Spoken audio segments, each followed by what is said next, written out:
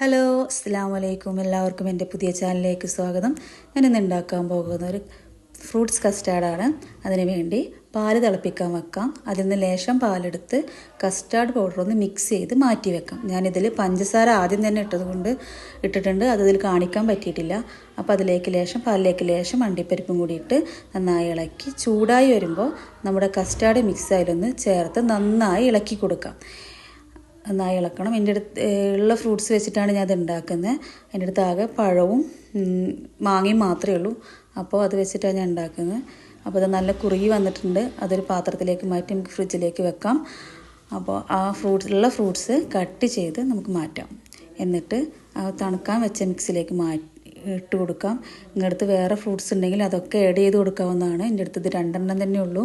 അപ്പോൾ അതുകൊണ്ടാണ് ഇതിട്ട് സിമ്പിളാണ്. ഉള്ള സാധനം വെച്ച് ഉണ്ടാക്കാൻ പറ്റുന്നൊരു റെസിപ്പിയാണ്. എല്ലാവരും ട്രൈ ചെയ്ത് നോക്കണം. അപ്പോൾ അതൊരു പാത്രത്തിലേക്ക് മാറ്റി മക്കൾക്ക് കൊടുത്തു നോക്കാം. അവരെന്താ പറയണത് നോക്കാമല്ലോ. അപ്പോൾ കൊടുത്തു നോക്കാം. എങ്ങനെയുണ്ട്? ഓക്കേ.